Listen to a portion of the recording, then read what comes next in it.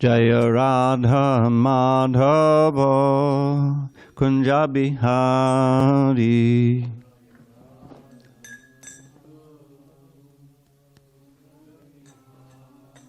Jaya Radha Madhava Kunja Bihari.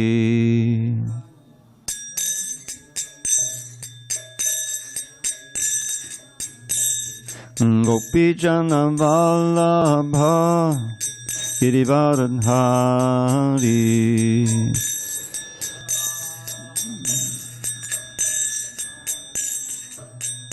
Jaya Gopi Jana Vallabha Girivardhari.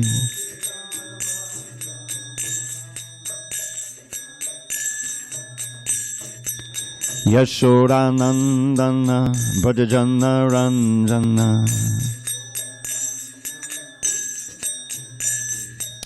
Yashodanandana Bhajajana Ranjana.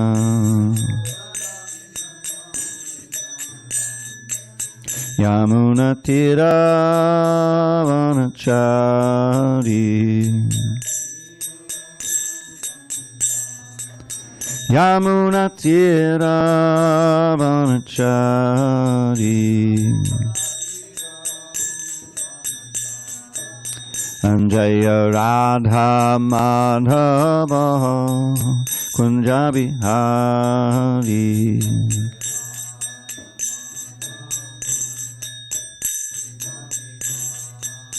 Jaya Radha Madhava Kunja Bihari.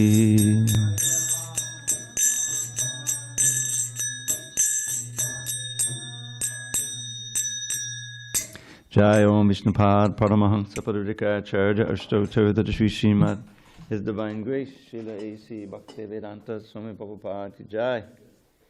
ISKCON BBT Founder Acharya Srila Prabhupada Ki Jai. Jai Om Vishnupad Paramahansa Parudikacharya Ashtotar Shri Srimad His Divine Grace Srila Bhakti Siddhanta Saraswati Thakur Ki Jai. Ananta Koti Vaishnavindra Ki Jai. Namacharya Srila Haridas Thakur Ki Jai. Kwantaraj Srimad Bhagavatam Ki Jai. Samaveda Bhaktivinoda Ki Jai. All glories to the assembled devotees. All glories to the assembled devotees. All glories to the assembled devotees. All glory to Sri Guru and Gauranga. Narayanam Namaskritya Narang Chaiva Narottamam Devim Saraswatim Vyasam Tato Jayamudiyet. Before reciting Srimad Bhagavatam, we should offer our respectful obeisances unto Lord Narayan, the Supreme Personality of Godhead, unto Narayan Rishi, the supermost human being, unto Mother Saraswati, the goddess of learning, unto Srila Vyasadeva, the author, and unto Srila Prabhupada, the translator, commentator, and our spiritual master. Nashta Praresha Bhadreshu Nityam Bhagavata Sevaya Bhagavatyuttama Shloke Bhakti Bhavati Naishtiki. By regular attendance in classes on Srimad Bhagavatam and by rendering devotional service to the pure devotee, all that is inauspicious within the heart is destroyed almost to nil, and loving devotion to the Supreme Lord, who is glorified in transcendental songs, is established as an irrevocable fact. Om Namo Bhagavate Vasudevaya. Om Namo Bhagavate Vasudevaya. Om Namo Bhagavate Vasudevaya.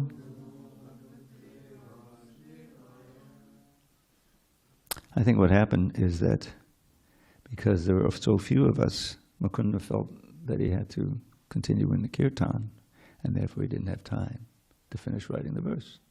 That's my theory. Govardhan is writing it now? Okay. So what to do? Pull out your phones. Hare Krishna.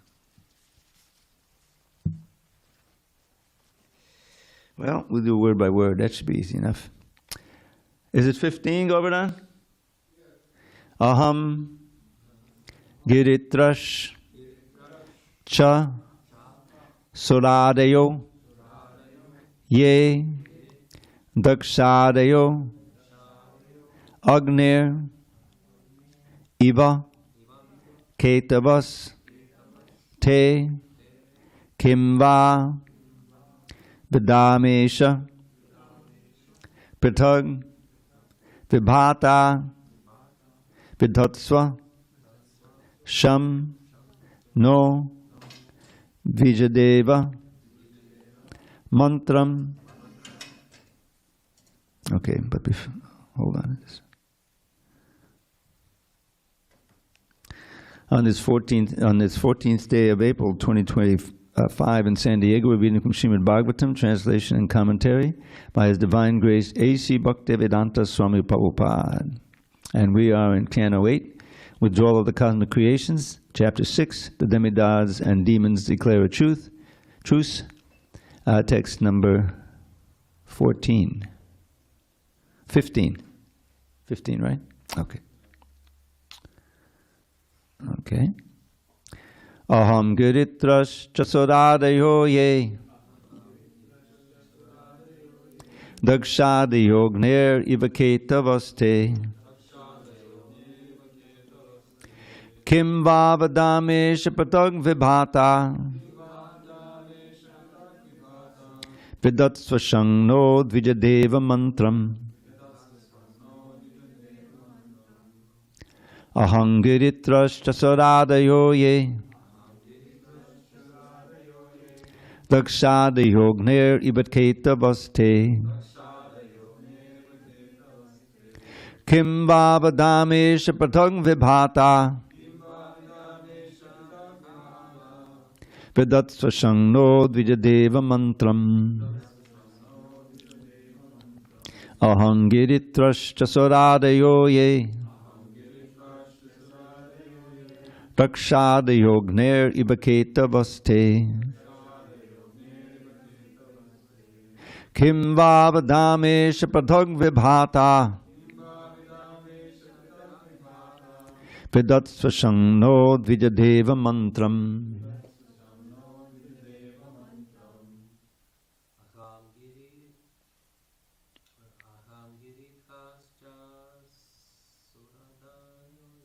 Aham Giritrash Chasodadayo Ye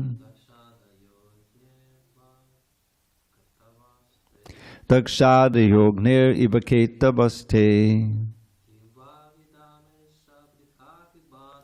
Kim Vavadamesh Patag Vibhata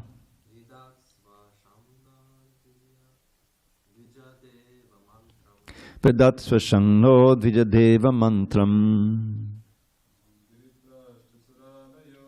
Aham Giritrash Chasodadaro Ye Dakshadayognir Ivaketavaste King Vavadamesh Patang Vibhata Vidatsvashang No Dvijadeva Mantram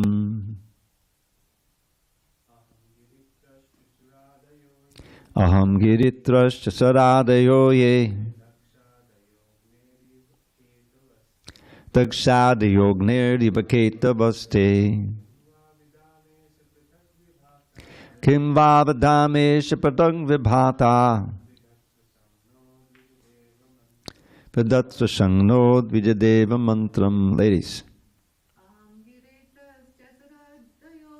Aham Giritrash Chasodadayo Ye Dakshadayognir Ivaketavaste Kim Vavadamesh Patang Vibhata Vidatsvashang No Dvijadeva Mantram. Anyone online? Aham Giritrash Chasodadayo Ye Aham Giritrash Chasodadayo Ye Dakshadayo Agnir Ivaketavaste Dakshadayognir Ivaketavaste Kimba Vidamesha Prithak Vibhata Kim Vabdamesha Patang Vibhata Vidatsha Shamno Dijadeva Mantram. Vidatsvashangno Dvijadeva Mantram. Aham, I, Lord Brahma, Giritraha, Lord Shiva, Cha, also, Sudha Adayaha, all the demigods, Yea, as we are, Daksha Adayaha, headed by Maharaj Daksha,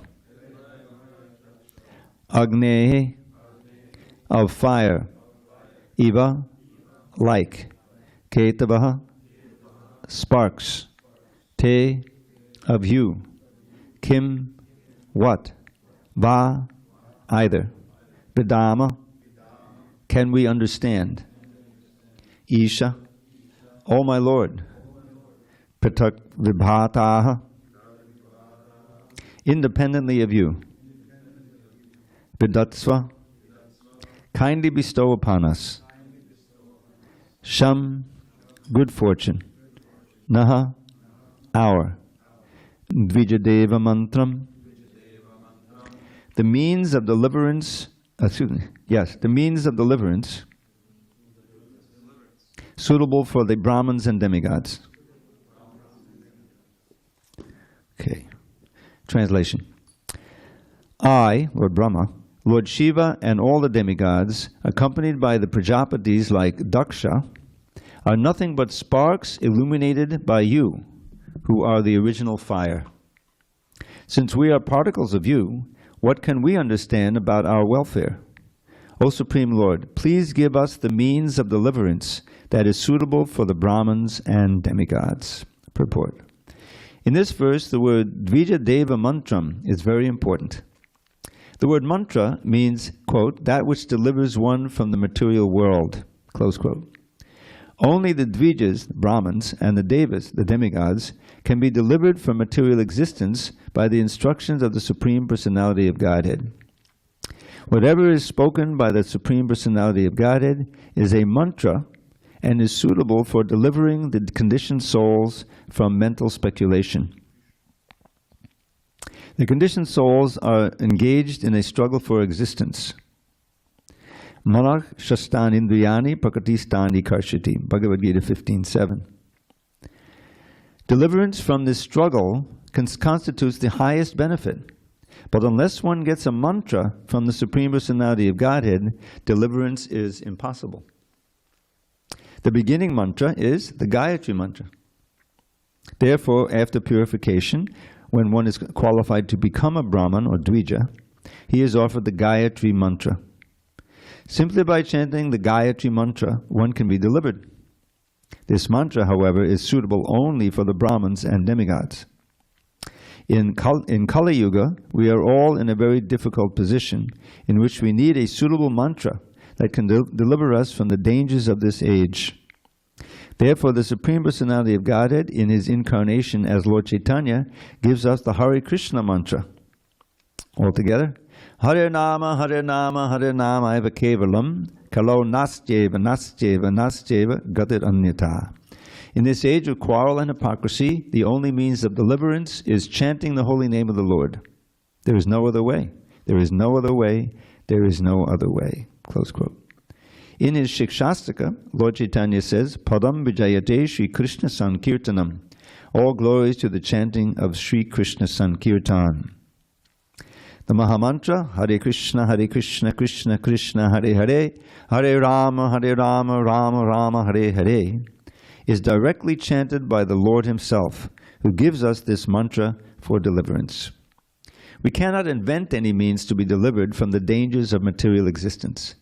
Here, even the demigods, such as Lord Brahma and Lord Shiva, and the Prajapatis, such as Daksha, are said to be like illuminating sparks in the presence of the Supreme Lord, who is compared to a great fire.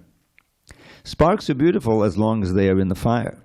Similarly, we have to remain in the association of the Supreme Personality of Godhead and always engage in devotional service, for then we shall always be brilliant and illuminating. As soon as we fall from the service of the Lord, our brilliance and illumination will immediately be extinguished, or at least stop for some time. When we living entities, who are like sparks of the original fire, the Supreme Lord, fall into a material condition, we must take the mantra from the Supreme Personality of Godhead as it is offered by Sri Chaitanya Mahaprabhu. By chanting this Hare Kṛṣṇa mantra, we shall be delivered from all the difficulties of this material world. Om Jnana Timirandasya Jnanandana Shalakaya Chakshurunmidatam Mena Tasmai Shri Gurave Namaha. I was born in the darkest of ignorance, but my spiritual master Srila Prabhupada opened my eyes with the torchlight of knowledge. I offer my humble obeisances unto him and all members of Sri Parampara. So, this verse and purport are very illuminating, as they all are. First of all, Brahma, despite his incredible qualifications, he's the creator, in one sense, of the whole universe, Prajapati, the progenitor of all living entities who live here. And he's the firstborn living entity in the universe. Got 4 heads, very intelligent. And he's there along with Lord Shiva and all the demigods. Lord Shiva is also very exalted, of course. And yet he says, I'm just like a spark in the fire compared to your fire. In other words, he's seeing himself as a living entity who, at this point, the demigods are in trouble because the demons have become ascendant through their battle. And so he's not asking for anything specific here. He's saying, you know what's best for us. We're particles of you. What can we understand about our welfare? Please give us, O Lord, please give us the means of deliverance that is suitable for the Brahmins and demigods. So this is a very interesting kind of prayer, because generally people go to church and they pray for something very specific. You know, some money so they can pay the rent, some benedictions so their sick child will be cured, a million different things like that. They're not going there and saying, my dear Lord, we are your eternal servants, but we don't know what's best for us, so you give us what's best for us. Maybe the devotees go there. So that's very significant. And of course, this will be a whole pastime that comes out of this, which is the, declaring a truce with the demons and the turning of the ocean, and what comes out of it. And ultimately, the demigods are delivered by that, because as you read forward and you see what happens with the manifestation of Mohini Murti, and how the demons get cheated and like that. But they correctly understood that Krishna knows better what is really best for us than we do. Because we're being materially conditioned, we will undoubtedly ask for something material, because that's all we know. You know, please cure this disease, whatever it may be, but it's material. So that's good, as Krishna says, in the sense that we're approaching God for it. We're not simply total atheists and trying to do it on our own. But that's not that good. You know, Chaturvada bhajante manjana sukritanojana arto jigyasa artarti gyanicha bhadacharshava. So Krishna divides into 4 these pious people who approach me. But they haven't really entered yet into the house of Bhakti, so to speak, until they start taking up devotional service. So it's a very interesting set of prayers. Now, if you study these prayers, they're very fascinating. I was looking at them. The first dozen or so are all end with the obeisances to you, you see? And then the last bunch are, may he be pleased with us. You know, they're glorifying him and they're asking, may he be pleased with us. So nowhere in there is that, oh, we want A, B, C, and D, you know, like that. They're not really asking directly for that. And here, this is the culmination, that they're saying, we're part and parcel of you. We're like sparks in the fire, and of course we've left the fire, so we're in the material world, we're not yet still in the spiritual world.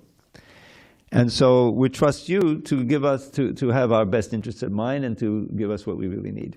This is an ideal prayer. And we can also pray to Krishna like that. You know my present condition, Krishna, and spiritual life, so you know what's best for me, so please give me what's best. And of course we have the most important thing has been given, as Prabhupada mentions in this this purport, because they're asking for a mantra, right? Deva mantram, the means of deliverance from suitable for the Brahmins and demigods. Now, Prabhupada says something very interesting here. Only the Dvijas, the Brahmins, and the Devas, the demigods, can be delivered from material existence by instructions of the Supreme Lord.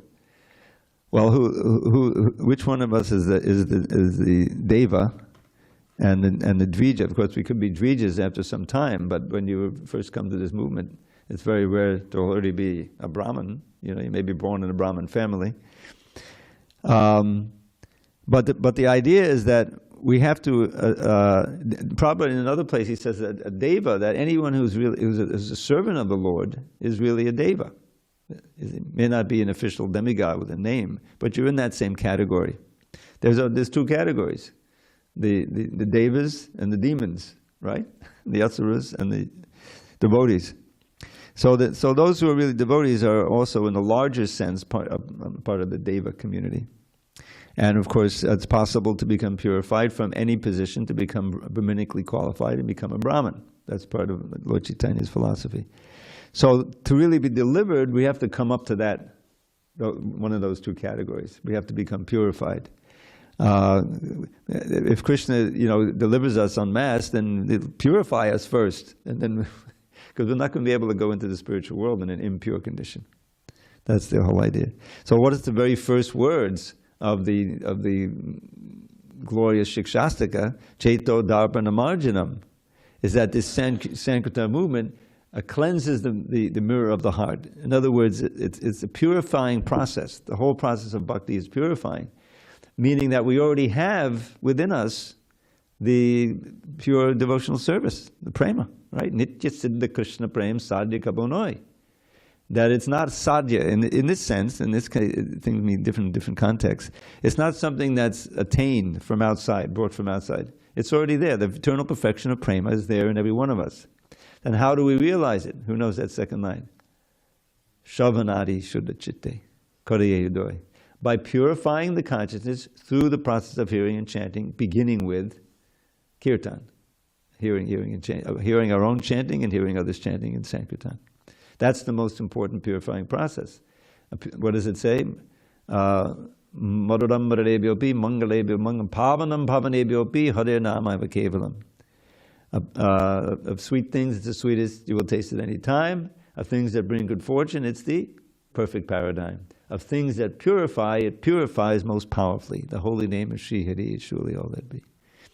So that's really the mantra that has been given to us by Krishna himself in the form of Lord Caitanya.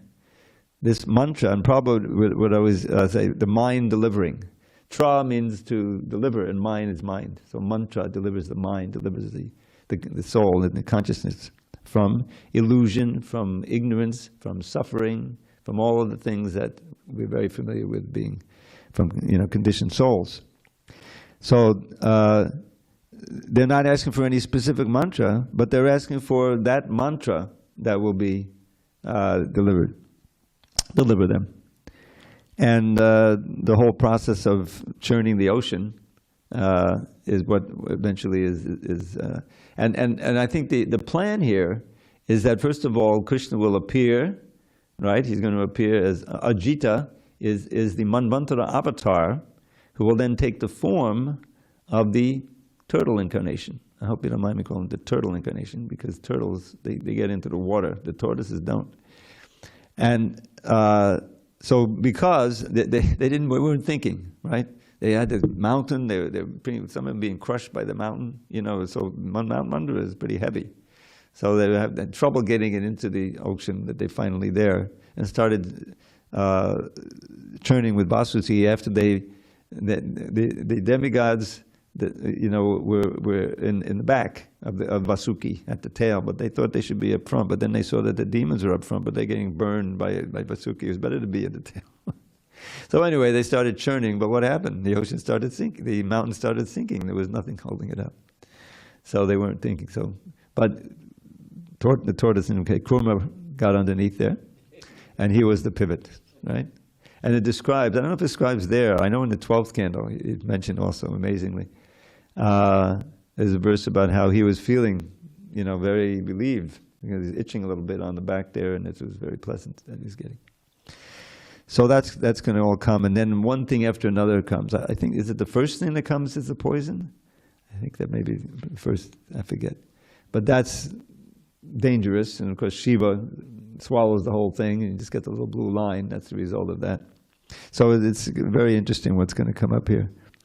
And the idea is that Narayan had, plans. I mean, I think Lakshmi comes out of there, the moon comes out of there, Airavata comes out, all kinds of things come out of that ocean. And finally the nectar comes out. So Prabhupada makes it clear here, we cannot invent any means to be delivered from the dangers of material existence. And this is one of the things he was constantly criticizing. These concocted, some yogi will come over, he really doesn't, he has some knowledge of Ashtanga yoga, like that. But he's not giving people the opportunity to be delivered from material nature. I was part of that, many people went for yoga, hatha yoga, in order to get healthier and get limber and everything. And I felt great, it gave it produced the result if you did it right, no doubt about it. But that's not our, that's just a false goal, just to have a healthy body. That's not going to help you, get out of this material world. So what is real yoga? That's the Prabhupada from day one was preaching that. Yoga means connection, means union, like a yoke. There's a lot of these cognates in between English and Sanskrit. So what's being connected to what? You, not your body, you, the soul, are being connected to the Supreme Soul, Krishna, for your absolute ultimate benefit, eternal life of bliss and knowledge. No Hatha Yoga can promise that. No. Hatha Yoga is really a small part of Ashtanga Yoga, right? The beginning, to sit, the asanas, and to get healthy and whatever, so you can sit and breathe. But the real yoga is the connection to Krishna, and that comes, anybody without any preliminary qualification can chant Hare Kṛṣṇa and be tremendously benefited. That first time you say Hare Kṛṣṇa,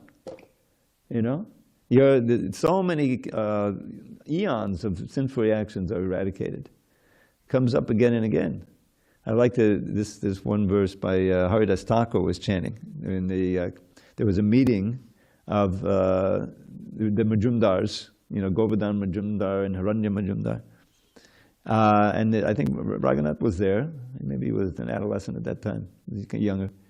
About the glories of the holy name, because Haridas was visiting them. Haridas Thakur was there, And he started explaining the glories of the holy name, and he began with saying that this verse, Anghak Sang Hadatakradang Sakadadihade Basakadarokasya Tadaniti Batamanajading Jayachitagam Mangalang Hare Nama. Which means Anghak Sang Hadad Akidam. It's interesting. Amha is sin. And Samhara means completely taken away. Oh, one or two of your sins, or some of your sins? No, akidam. All your sins are immediately eradicated. As soon as you chant the Hare Kṛṣṇa name purely once, and he compares it to the rising of the sun, dissipating all the darkness that can scare people at night, So there was a Brahmin there who was an atheist, more or less, and he criticized Haridas. That can't be true. Liberation from all the sins just by one chanting. That can't be true. And if it's not true, I'm going to cut off your nose. Great offense, So Haridas laughed, and he said, if it's not true, I'll cut my own nose off, So by that time, I think they'd kicked that guy out, because he had offended Haridas. But they asked Haridas to explain it. And he did. And I took the explanation and the verse, I made it into a little poem I'll share with you. So he compared it to the sun going down and the moon rising. When the moon is invisible, withered to nil, and the sun is long gone from the sky, then an ocean of darkness envelops this world, and the timorous fear they might die. Everyone know what timorous means? Easily frightened. The timorous fear they might die. Oh my God, it's so dark. But that thick pall of gloom is at once swept away when the first signs of sunrise appear. And the dawning of day gives assurance to all that in truth there is nothing to fear. In a similar way, when illusion holds sway and the soul has forgotten his Lord, then the darkness of ignorance covers his heart. Sin and suffering are his reward. But as soon as he says Krishna's name even once in a manner that doesn't offend, then his ignorance flees like the darkness at dawn, and his sin and his suffering end. So there's nothing to fear, for the sun of the name has appeared with his powers divine. In your heart may that sun, benedictive for all, become fixed and eternally shine. So this is kind of it's a central theme of our movement. This is really what we're all about. We're all in darkness, we're all in ignorance, but we've been blessed by the Lord Caitanya and Krishna's representative in the form of Srila Prabhupada, who came with great effort and great sacrifice and very great courage to this land, of America, to try to fulfill Lord Chaitanya's prediction that his name would be chanted in every town and village, and to fulfill his spiritual master's order that he preached in English in foreign lands. So the history is well known, but it's all based on the chanting of this holy name. That's how Prabhupada started the movement. That's the central practice that we perform. That is the central preaching, of going out and chanting on the street. And when we give the books out, it's to try to convince people to chant Hare Kṛṣṇa. That's what's going on. I take my walk, I get a lot of lessons from this walk. So I think I mentioned this one. There's one fellow there. He's not always there. When it was so cold, he even had to go inside. But now he's sitting on a bench nearby. I go by him, and I always say Hare Kṛṣṇa, and he says Hare Kṛṣṇa sometimes. But this time he asked me, he wanted me to stop, and I asked him because he had gotten a book, and he told me from Marcy. She goes out and gives out books, So he got a book, and I said, "Oh, which book?" And I said, "That's great, And so he was appreciative, and then so this time he stopped me, and he said, "Can I ask you a question?" That book that I got, and he was trying to describe it, it's a small book that has the changing bodies on the cover. It's not coming back. Beyond birth and death. Okay, so he read it, and he found it interesting. And there's several big churches up here, This St. Bridget's and Christ Lutheran. So I think it's Christ Lutheran has one of these little boxes with books, free books. You can go put a book in there, or you can take a book out from there for free. I don't know if you've ever seen them. So he put that book in there after he read it. But then he was sorry.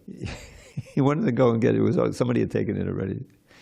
So he said, "You have that book, and I like some other books too. This time I'm not going to put them there, because he was interested." So that, he read the book. He found it appreciative. He could understand. That's what those small books are. They're especially for beginning, give it out.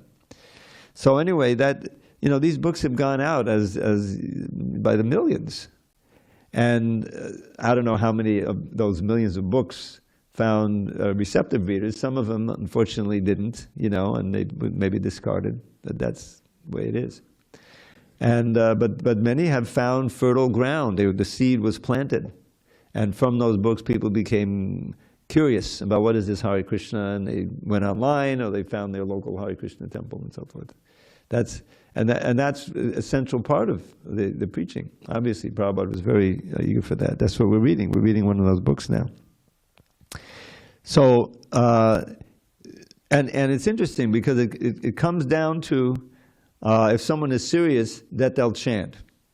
They'll try it, maybe 2 rounds a day or kirtan, something. They'll experience it. And if they experience that, that's working very deep in their hearts, you see. So much previous sinful reactions are eliminated. We don't realize how fortunate we are.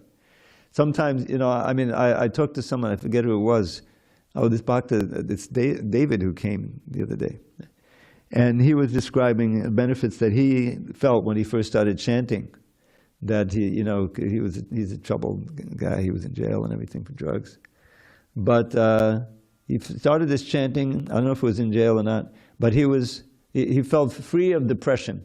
He had been very depressed and down, and he started to try the chanting, and he felt that somehow, he wasn't troubled by that so much. That's often one of the first effects. I also felt that. And that is Krishna's reciprocating and giving you a reason to investigate more. What's with this chanting? What's behind it? So that, because you have to get in touch with the philosophy in order to develop faith. so that you can sustain the practice and actually enter into bhakti. So Prabhupada has given us so much philosophy here, and that's why these classes are so important. Very insisted on it, every temple. Because it's, as we had that wonderful class last night, a very important part of the process is svadhyaya, is studying the books. And in case you're interested, the VIHE, everyone know what the VIHE is? Yeah, Vrindavan Institute of Higher Education. It's been going on now maybe 20 years or more now. And Burijan Prabhu is very much involved with it, and others, Narayani, who's also very learned. And there's a website. There's a website. You can actually take a course just by getting on the website. I don't know if they charge anything. Just, if you're interested, just check out vihe.org. And there's all kinds of things on there. One of them is there's a whole audio file.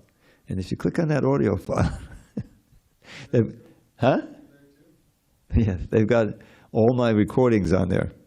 And so I don't have to, get onto my Google Drive and, pull it out and send it. I say, just go on there and scroll down, But it's a real resource. I mean, and Burijan is a born teacher. He spent years in the Gurukul, teaching the Gurukul, and then he helped start this VIHE. And you can hire, you can take Bhakti Shastri courses. You can do it all online there. It's wonderful. So that's what Prabhupada wanted. He wanted us to become steeped in the philosophy so that we could convince others to check out the philosophy and partake in the process. That's how the whole thing works. And here the demigods are, showing an ideal attitude. I don't know what's good for me. Please give me what I need in order to approach you, oh Lord, like that. That's really the kind of prayer. When we're praying, to the Lord, please engage me in your service. That's the same idea. Please engage me in your service. You know what service is best. Just let me know. And the devotees will come and say, oh, okay, you can sweep the floor. I said, all right, that's Kristen's starting, whatever it may be. All right, it's almost 8:30. Any discussion on these points? How important this Maha Mantra is, the means of deliverance.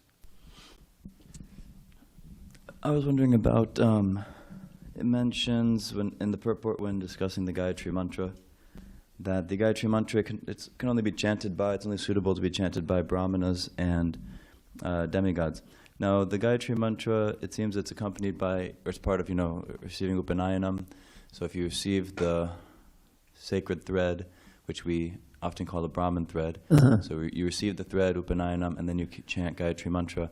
But then sometimes when it comes to initiation, people will point out, well, the sacred thread or Upanayanam isn't just for Brahmanas, it's also for Kshatriyas and Vaishyas. But then wouldn't that Upanayanam still be accompanied by Gayatri Mantra? And so then at that point, aren't the Kshatriyas and Vaishyas expected to be benefiting from the Gayatri Mantra? Or am I mistaking something here? I don't think that one who is, what should I say, Orthodox Kshatriya. As far as I know, they don't chant the Gayatri. They get the thread, but then, what do they do with the thread? I don't know. But I'll reserve that, and I can find out for you. I was thinking that yeah. So in ISKCON we have the idea that sacred thread is accompanied by Gayatri Mantra, and we talk about that you're a Brahmana if you receive it.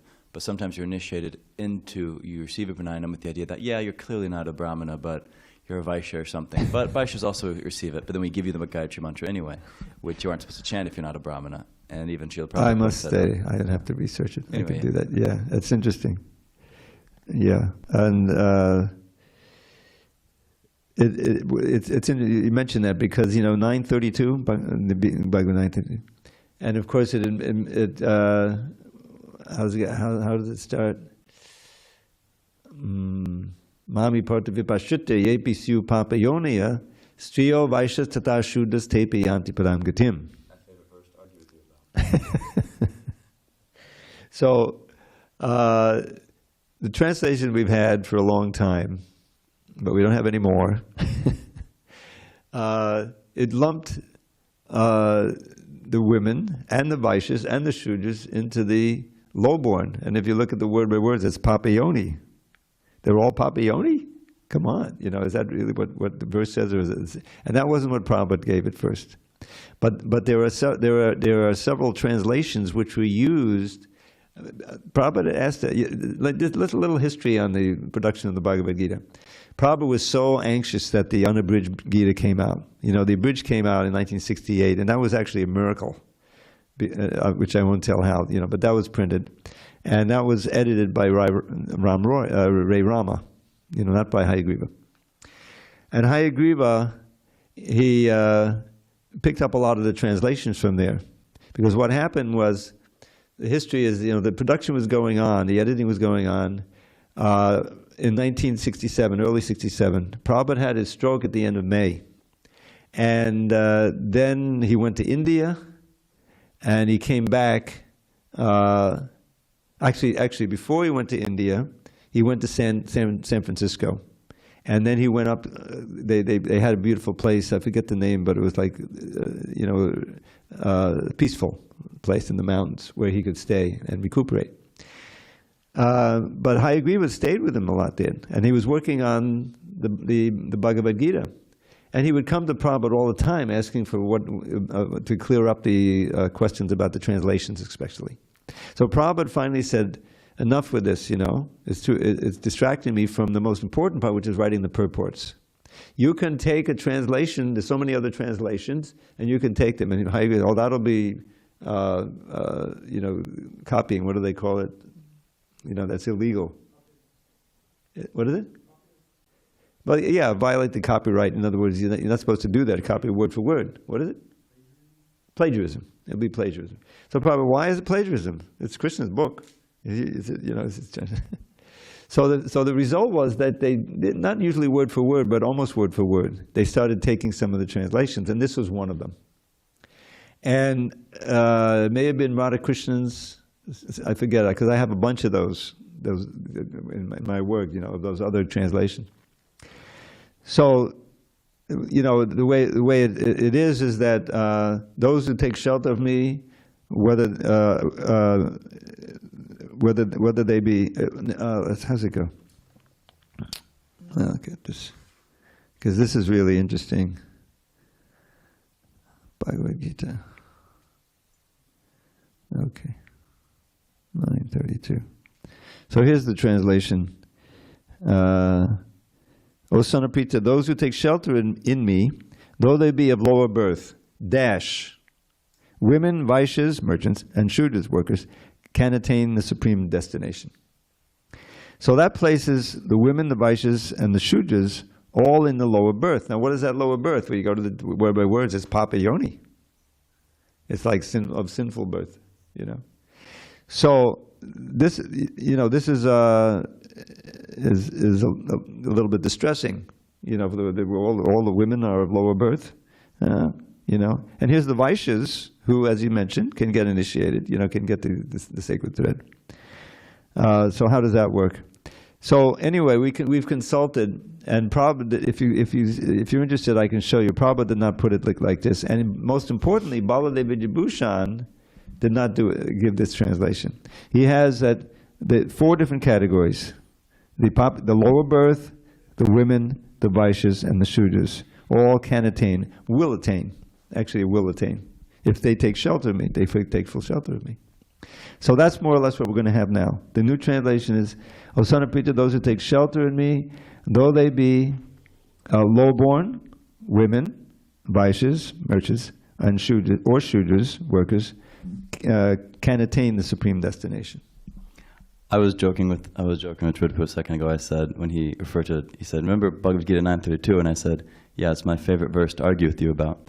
Because I think it's worth sharing with everybody, so we all remember that there are different perspectives on this one. Tridpu is giving his perspective on this one, and which is that this new translation should be that women are not in the category of papayoni.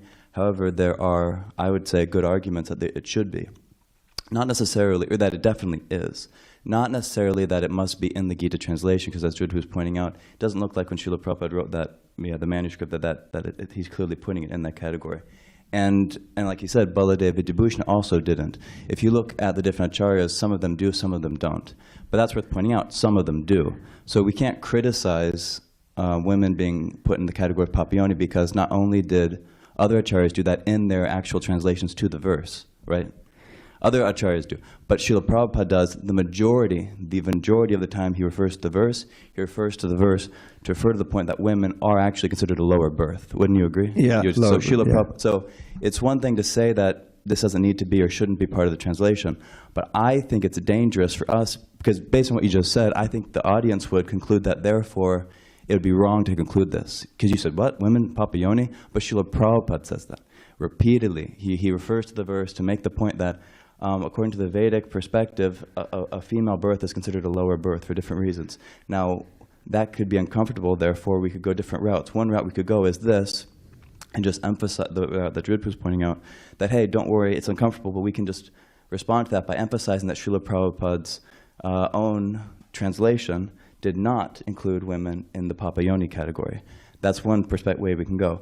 Another perspective we could go is we could just explain why women are put in the category of lower birth. What are the unique disadvantages and difficulties that women face, which lead them to rationally be included in the lower birth category. Now, I know that's more difficult, so it's easier to say, oh, well, Prabhupada didn't say that. And he said that there's lower birth and there's women. But if you say that, then you're being you're definitely being like intellectually dishonest or a little disingenuous, because Srila Prabhupada himself, well, not in that translation in the Gita, he himself does say that. He himself does say that women are in the lower birth. Yeah, and I didn't say that. The most important thing is that what he says here for this translation has been inaccurate all these years. But then not only that, but here, I can't find it in here. There was a sentence taken out from the purport which directly supports the idea that women are not, it's of lower birth or women, it's right there. But then if we then say, and this is often happens, that we make one point which is justified, but then you add in just like our own point into it. And so if you add in your own point that, for instance, women, lower birth, how could we say that? What about Draupadi? Women can't be lower birth. But even in spite of Draupadi being an exalted devotee, Srila Prabhupada still himself says that a female birth is considered a lower birth. So we have to explain that. Lower birth, and then he has done this, but much less frequently. Papayoni. Yes. Is Kunti Devi papayoni? Is Draupadi papayoni? Gandhari is papayoni? So we explain that. So rather than saying that you can't, we explain how these seeming contradictions are not contradictory. We shouldn't just present one side of the argument, I would say, because otherwise we get a room filled with uneducated Vaishnavas who only have one perspective on the topic and don't know the greater picture of Prabhupada's statements on the issue. And I think that's concerning. Then we start criticizing things which actually criticize Prabhupada. We're criticizing something which Srila Prabhupada himself says. You get an audience of brahmacharis saying, oh, some people think this, but that's not what Prabhupada said, but it is what Prabhupada said.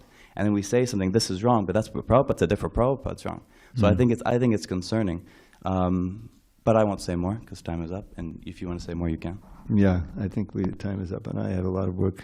It's the day before, the 15th, and there's a lot of things happening on the 15th. I got to go make my taxes out. No, I'm just kidding. But my offering for the tributes book is due, and for the first time in 6 years, the archives are upgrading the database. So there's a lot of things I have to get done by tomorrow. So, okay, all glories to the Prabhupada. Hari Hari Bol.